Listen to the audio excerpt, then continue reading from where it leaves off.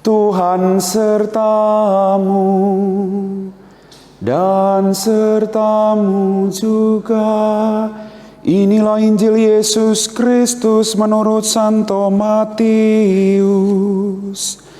Dimuliakanlah Tuhan. Sekali peristiwa, Yesus berkata kepada murid-muridnya, "Apabila saudaramu berbuat dosa, tegurlah dia di bawah 4 mata. Jika ia mendengarkan engkau, engkau telah mendapatkannya kembali. Jika ia tidak mendengarkan engkau, bawalah seorang atau 2 orang lain, supaya atas keterangan 2 atau 3 orang saksi, perkara itu tidak disangsikan. Jika ia tidak mau mendengarkan mereka, sampaikanlah soalnya kepada jemaat. Dan jika ia tidak mau juga mendengarkan jemaat, pandanglah dia sebagai orang yang tidak mengenal Allah atau seorang pemungut cukai.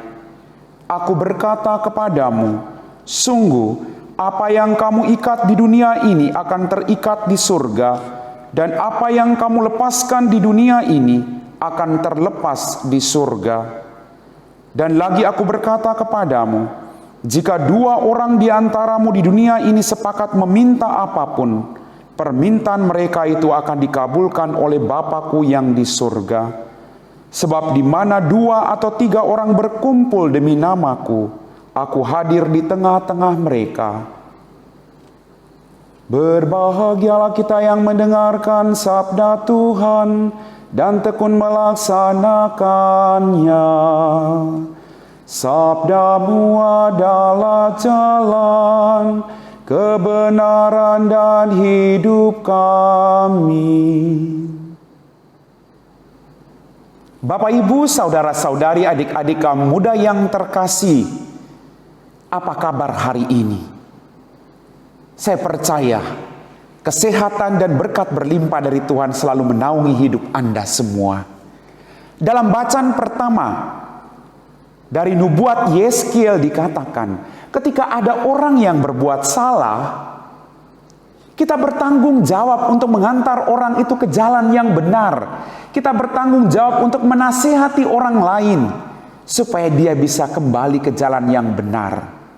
Kalau dia tidak mendengarkan kita, dia akan bertanggung jawab atas dosanya sendiri. Tetapi justru ketika kita tidak menasihati saudara kita yang berbuat dosa dengan kasih, dia boleh meninggal dalam dosanya, tapi kita akan dituntut pertanggungjawaban dari Tuhan atas dosa sahabat atau saudara-saudari kita. Kadang saya merenungkan Tuhan kita, Tuhan yang luar biasa. Tuhan mengajak bahwa keselamatan itu menjadi milik bersama. Kalian harus saling menasihati satu sama lain, meneguhkan satu sama lain, agar kerajaan surga menjadi milik kalian semua. Bapak, Ibu, saudara-saudari, adik-adik kaum muda yang terkasih, dalam bacaan kedua surat Rasul Paulus kepada jemaat di Roma dikatakan, "Hendaklah kamu saling mengasihi, sebab barang siapa mengasihi sesamanya manusia, ia sudah memenuhi hukum Taurat." Sekali lagi Bapak Ibu, Tuhan adalah kasih. Maka Tuhan mengajak kita untuk menjauhkan hal-hal yang bertentangan dengan kasih. Kebencian, kemarahan, iri hati, dendam, apapun yang tidak sesuai dengan ajaran kasih, kita diajak untuk meninggalkan itu. Tuhan justru mengajak kita, hendaklah kamu saling mengasihi Bapak Ibu. Pertanyaannya, sampai detik ini kita percaya akan Tuhan, tapi apakah kita saling mengasihi satu sama lain? Karena kasih terhadap Tuhan harus diwujud nyatakan dalam kasih kepada sesama yang ada di sekitar kita. Apa gunanya kita mengasihi Allah kalau kita tidak bisa mengasihi orang-orang yang ada di sekitar kita? Maka sekali lagi hari ini, surat Rasul Paulus kepada jemaat di Roma mengajak kita untuk hendaknya kita saling mengasihi. Karena barang siapa mengasihi sesamanya manusia, ia sudah memenuhi hukum Taurat. Bapak, Ibu, saudara-saudariku yang terkasih, mengasihi menuntut banyak pengorbanan memang. Tetapi justru di balik pengorbanan yang kita berikan, kita menyelamatkan orang lain. Seperti yang dikatakan dalam bacaan pertama. Maka kita dipanggil untuk terus mengasihi siapapun orang yang berbuat jahat, orang yang menyakiti kita. Kita diajak oleh Tuhan untuk terus mengasihi dalam kehidupan kita. Memang tidak mudah Bapak Ibu. Tetapi justru disitulah panggilan kita sebagai orang-orang Kristiani. Hendaklah kamu saling mengasihi. Saya membayangkan,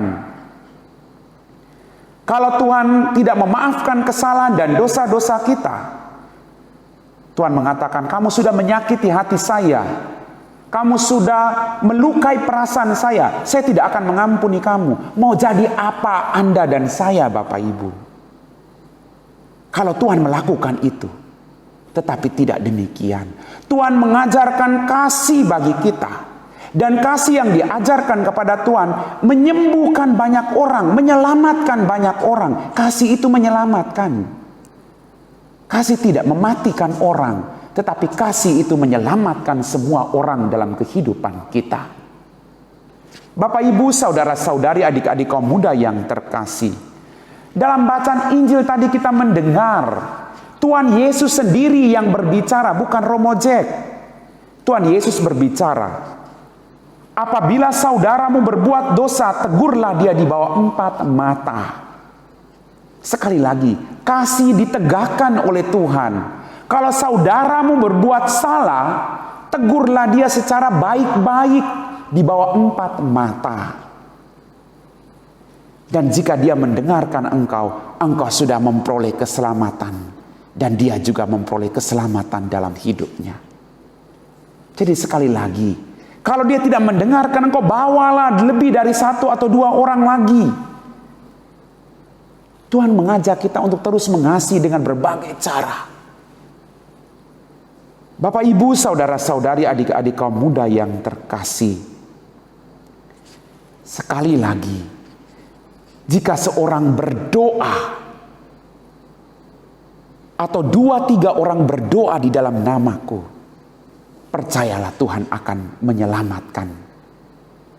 Maka ingat, kalau saat ini keluargamu, saudara-saudarimu, anggota tarekatmu sedang mengalami jatuh dalam dosa, jatuh dalam kesalahan, apakah kita harus membenci atau kita meninggalkan mereka? Tidak. Ini bertentangan dengan panggilan kita sebagai orang Kristiani, yaitu mengasihi. Maka kadang saya juga melakukan itu dalam hidup saya.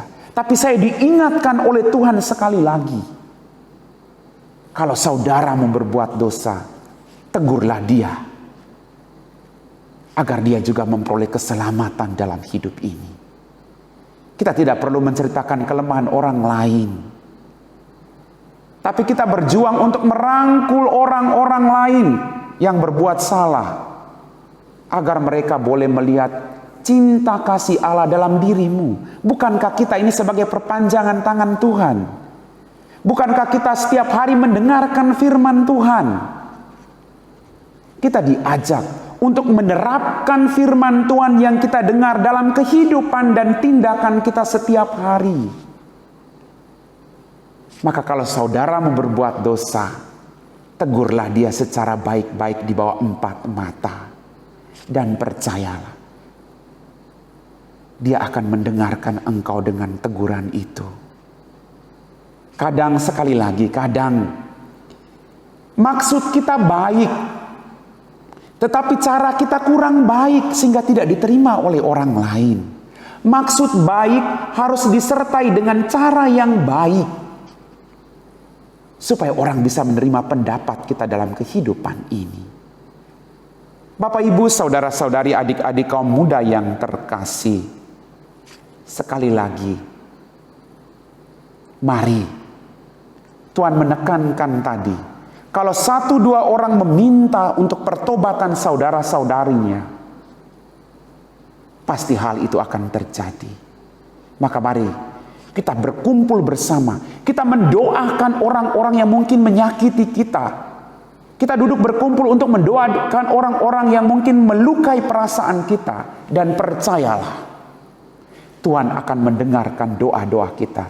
Dan Tuhan akan membalikan orang itu menjadi orang yang jauh lebih baik dalam kehidupannya. Amin.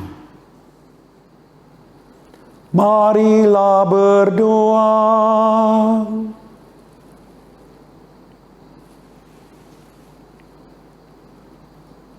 Allah Bapa sumber segala rahmat, Engkau menghidupi dan menguatkan kami, umat-Mu, dengan sabda dan sakramen-Mu. Semoga berkat anugerah agung ini, kami dapat menimba kekuatan untuk menantikan serta mengikut sertakan kami menghayati kehidupan Yesus Kristus Putra-Mu, Tuhan dan pengantara kami. Amin. Tuhan sertamu dan sertamu juga. Semoga saudara-saudari sekalian, mereka semua yang kita doakan diberkati oleh Allah yang Maha Kuasa, Bapa dan Putera dan Roh Kudus. Amin.